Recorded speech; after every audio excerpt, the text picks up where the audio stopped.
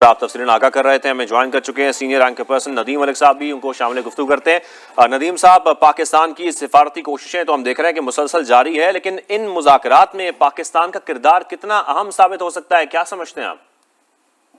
دیکھیے، پاکستان نے اس تمام تنازع میں ایک جو پاکستان کی بہت ہی کلیدی حیثیت ہے، اس کے اندر ایک اور منفرد بات یہ ہے کہ پاکستان ایران سے بھی بات کر سکتا ہے، عرب ممالک سے بھی بات کر سکتا ہے، سعودی عرب کے ساتھ ہمارا ڈیفنس پیکٹ ہے، اور باقی بھی جتنے ریجنل کنٹریز ہیں جس میں یو اے ای ہے، قطر ہے، بحرین ہے، عمان ہے، ان سے ہمارے بہت اچھے مراسم ہیں. اسی طریقے سے امریکہ کے ساتھ پاکستان کے تعلقات بہت اچھے ہیں، بلکہ ٹرمپ انتظامیہ جو ہے وہ تو بیشتر مواقع کے اوپر کوئی بھی ایونٹ ہوتا ہے تو اس میں وہ طیارے گرنے کا جب بھی واقعہ ذکر کرتے ہیں تو اس میں پاکستان کے وزیر اعظم کا بھی اور فیلڈ مارشل کا بھی ٹرمپ صاحب بار بار نام لے کر ذکر کرتے ہیں. تو یہ جو منفرد حیثیت ہے پاکستان کی اس وقت کہ ہم تمام ریجنل پلیئر سے بات کر سکتے ہیں، اس کا سب سے بہترین استعمال یہی ہے کہ اس جنگ کو آگے پھیلنے سے روکنے کے لیے پاکستان ایک مؤثر کردار ادا کرے اور نہ صرف امریکہ اور ایران کے درمیان بات چیت کا راستہ کھولا جائے، اس کے ساتھ ہی ساتھ جو عرب ممالک ہیں، خاص طور پر سعودی عرب اور ایران کی اگر کوئی بیک چینل کے ساتھ ان کے تعلقات کے اندر بہتری لانے کی پاکستان کوشش کر سکتا ہے تو وہ بھی ایک بہت ہی اہم اور بہت ہی کامیاب سفارتکاری ہوگی. اسلام آباد کے اندر بیٹھ کے نہ صرف امریکہ اور ایران کے مذاکرات ہو رہے ہوں بلکہ آن دی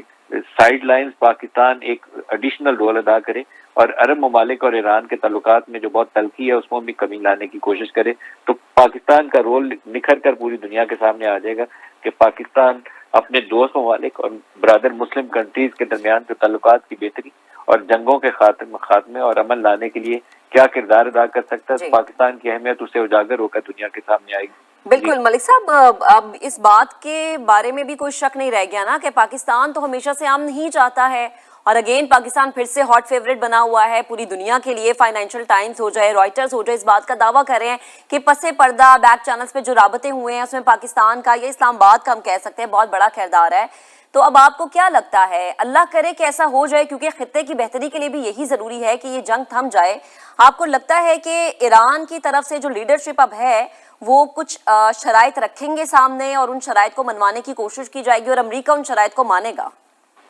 دیکھیے، ایک چیز تو ایران کو یقیناً منوانی چاہیے، وہ یہ ہے کہ یہ جون میں انہوں نے وہ آپریشن مڈ نائٹ ہیمر کے نام سے اسرائیل اور امریکہ نے دونوں نے مل کے ایران کی ایٹمی تنصیبات کے اوپر حملہ کیا تھا. تو جون کے بعد اب دوبارہ حملہ کرنے چلے گئے. اس وقت انہوں نے دعویٰ کیا تھا ہم نے اس کا ایٹمی پروگرام تباہ کر دیا، اب ایران ایٹمی ہتھیار نہیں بنا سکتا. اب ٹرمپ صاحب نے پھر اور اسرائیل نے پھر دعویٰ کر دیا کہ وہ ایٹمی ہتھیار بنانے والا تھا، ہم نے حملہ کر دیا. تو یہ بیسیکلی اسرائیل کے اس علاقے کے اندر جو گریٹر اسرائیل کے عزائم ہیں ان کی تکمیل کے لیے اس علاقے میں 2-3 ہی ملک ہیں جو اس کی آنکھ میں کھٹکتے ہیں. پہلے نمبر پر ابھی ایران کے اوپر حملہ آور ہو رہے ہیں، ایران سے فارغ ہوں گے تو کل ترکی کی طرف، سعودی عرب کی طرف یا پاکستان کی طرف دیکھنے لگ جائیں گے. تو ایران کو ایک شرط ضرور سامنے رکھنی چاہیے کہ اب آپ نے حملہ کیا ہے، آئندہ آپ یہ حرکت نہیں کریں گے. اس کے اوپر ان جو بھی ایگریمنٹ ہے پوری بین الاقوامی برادری کے سامنے ہونا چاہیے. اور یونائٹڈ نیشنز کے چارٹر کی خلاف ورزی کرتے ہوئے امریکہ نے اور اسرائیل نے ایران کے اوپر دونوں حملے کیے ہیں تو اس کے اوپر کچھ نہ کچھ گارنٹیز ہونی چاہیے کہ یہ حرکت دوبارہ نہیں ہوگی، کیونکہ 9-10 کروڑ کی آبادی کا ملک ہے، وہاں جاتے ہیں، بمباری کرتے ہیں اور تباہ کر کے آ جاتے ہیں. تو یہ تو قابل قبول حرکت نہیں ہے. تو اس کے لیے پاکستان اور جو دیگر ممالک ہیں ان ساروں کو ایک رول ادا کرنا چاہیے اور امریکہ سے گارنٹیز مانگنی چاہیے کہ آپ دوبارہ 6 مہینے بعد پھر یہ ایسی حرکت نہیں کریں گے. ایران کے اینڈ کے اوپر جو بین الاقوامی برادری کی تشویش ہے ان کے نیوکلیر پروگرام کے حوالے سے، نیوکلیر پروگرام کے حوالے سے جو لاسٹ راؤنڈ تھا اس کے اوپر پاکستان کے وزیر خارجہ اور نائب وزیر اعظم یا اسحاق ڈار صاحب انہوں نے جو چیز بیان کی تھی اس کے مطابق چائنا، امریکہ اور ایران کے درمیان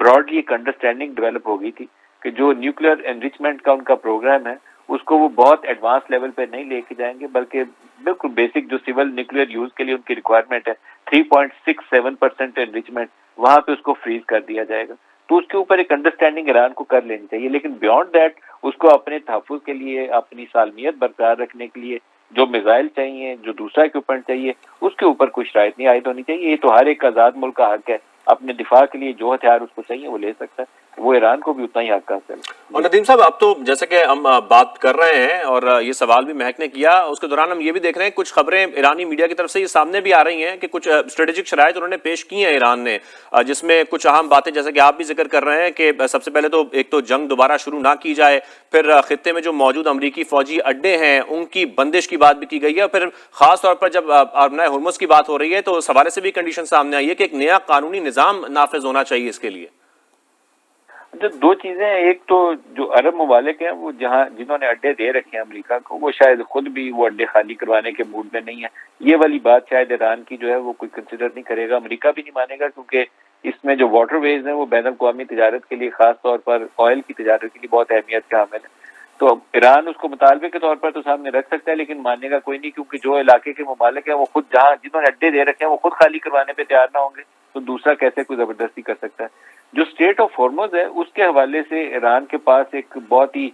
لیوریج موجود ہے اور بڑا پاورفل پوزیشن میں ہے ایران۔ ابھی بھی جو پورا بین الاقوامی اکنامک کرائسس ہے اس کے اندر وہ اسٹریٹ آف ہارمز کی بندش جو ہے اس نے ایک پوری دنیا کے اندر بھونچال پیدا کر دیا ہے انرجی مارکیٹ کے اندر۔ تو لگتا یہ ہے کہ ایران کی آئندہ کے لیے اسٹریٹجی ہوگی کہ وہ مینج کرے اس تمام ٹریڈ کو جو اسٹریٹ آف ہارمز سے گزرتی ہے، اس کے اوپر وہ کوئی لیوی بھی لگا سکتے ہیں، لیکن اس کی اجارہ داری ایران اپنی برقرار رکھنا چاہے گا۔ امریکہ اس چیز سے یقیناً گریز چاہے گا۔ کل بھی ٹرمپ نے کہا ہے کہ ابنائے ہرمز کا جو کنٹرول ہے وہ ایران اور امریکہ مشترکہ طور پر سنبھال سکتے ہیں۔ ایران اس پہ کبھی امادہ نہیں ہوگا، ایران کا وہ علاقہ ہے، ایران کہے گا یہ ہمارا علاقہ ہے، آپ کون ہو بھائی، یہاں سے نکلو۔ تو یہ ایک تنازع ہوگا جس کو سارٹ آؤٹ کرنے کے لیے دونوں کو بیٹھ کے مذاکرات کرنے چاہیے، اور پاکستان، سعودی عرب، ترکی،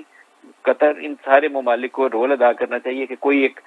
جو ایکسیپٹیبل ایگریمنٹ ہے جس سے بین الاقوامی تجارت بھی چلتی رہے اور ایران کے مفادات کا تحفظ بھی ہو، اس کی روشنی میں ایک ایگریمنٹ جو ہے وہ اس کو اپنی شکل دی جا سکے۔ ایگزیکٹلی ملک صاحب، بڑا ضروری ہے یہ، کیونکہ ہم پہلے دیکھتے تھے کہ خطے میں جب کوئی جنگ ہوتی تھی تو یا تو ٹرکی کی طرف دیکھا جاتا تھا یا پھر قطر کی طرف دیکھا جاتا تھا۔ الحمدللہ ہمارے لیے تو بڑا ایک اچھا سائن ہے کہ اسٹریٹجیکلی جو ہے وہ ہماری اہمیت بہت زیادہ اب دنیا میں بڑھ گئی ہے، کیونکہ ظاہری سی بات ہے کہ امریکہ نے بھی ہماری طرف دیکھا اور پھر ایران نے بھی ہم پہ ٹرسٹ کیا ہے۔ مجھے یہ بتائے گا کہ امریکی صدر ڈونلڈ ٹرمپ کیا مس کیلکولیٹ کر گئے ایران کی پاور کو؟ انہیں یہ لگ رہا تھا کہ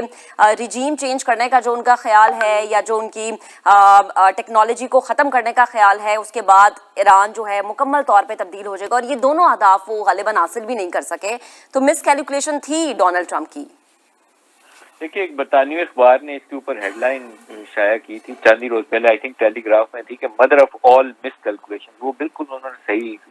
ہیڈ لائن لگائی تھی۔ اس کے اوپر نیتن یاہو نے ٹرمپ کو اپنے مقاصد کے لیے استعمال کیا۔ نیتن یاہو نے امریکہ کو یہ کہانی بیچی تھی کہ جیسے ہی آیت اللہ علی خامنائی ان کو آپ اقتدار سے ہٹائیں گے تو جو ان کے مخالف گروپ ہیں وہ سڑکوں پہ نکل آئیں گے اور وہاں رجیم چینج ہو جائے گا۔ وہ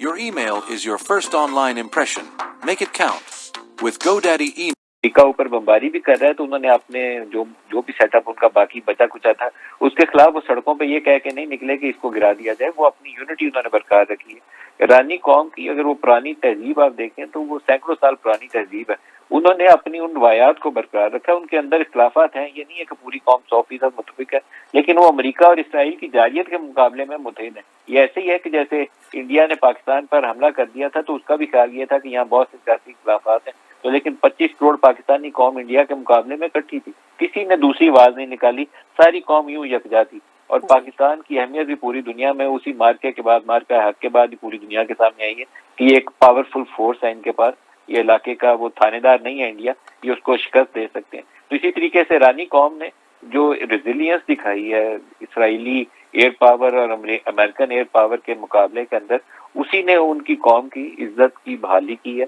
اور وہ دنیا کے سامنے یہ چیلنج آ گیا کہ یہ 9-10 کروڑ کی آبادی کا ملک ہے، اس کے ساتھ اب کیا کریں۔ اتنی بمباری کے بعد بھی وہ قائم دائم ہے، بلکہ اپنی شرائط سامنے رکھ رہے ہیں۔ تو امریکہ کو جتنا جلدی اس تنازع سے نکل جائے اس کی بھلائی ہے اسی میں، کیونکہ ان کی اکانومی زیادہ دیر ان لاسز کو برداشت نہیں کر سکے گی، اور جتنے باڈی بیگ یہاں سے اس جنگ سے امریکہ جانے شروع ہوں گے، ٹرمپ کی خود اپنی بقا مشکل ہو جائے گی۔ وہاں مڈ ٹرم الیکشن قریب آنے والے ہیں اور ان کے لیے سیاسی مسائل بہت زیادہ بڑھ جائیں گے اور مینیجیبل نہیں رہیں گے۔ بالکل ملک صاحب، اپنے حلقوں سے بھی امریکہ میں اب آوازیں اٹھنا شروع ہو گئی ہیں۔ بہت شکریہ، آپ ہمارے ساتھ موجود تھے، اور یہی زندہ قوموں کی نشانی ہوتی ہے کہ سلامتی اور قومی وقار پر وہ جان بھی قربان کر دیتے ہیں، اور ایران میں ہم نے یہ دیکھا بھی ہے۔ آپ کو بتائیں